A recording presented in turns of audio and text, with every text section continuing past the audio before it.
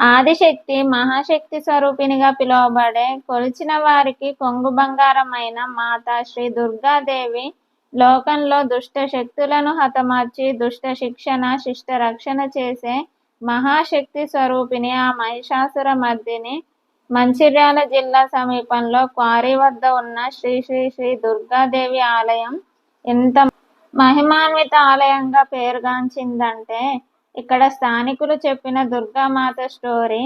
ACC cement factory కోసం ముడి సరుకును వెలికి తీయటానికి ఒక క్వారీని ఏర్పరిచారంట. ఆ క్వారీలో పనిచేసే కార్మికులు తరచూ ప్రమాదాలకు గురయ్యేవారంట.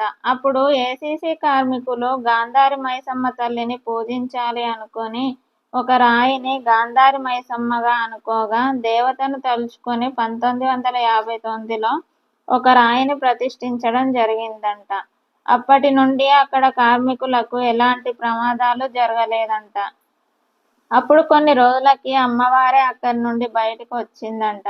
ఎవరికో కలలో కనిపించి నేనిక్కడున్నానని చెప్పగా వాళ్ళు వచ్చి చూసేసరికి దుర్గా అమ్మవారి యొక్క పంచలోహ విగ్రహం బయటికి వచ్చిందంట. అప్పటి నుండి అమ్మవారిని కొలవటం స్టార్ట్ చేశారంట. ఈ టెంపుల్ సుందరమైన ప్రకృతి ఒడిలో ఉన్నట్లుగా ఎంతో ప్రశాంతమైన వాతావరణంలో ఉంటుంది. ఇక్కడ కోతులు మాత్రం వందల సంఖ్యలో ఉన్నాయి.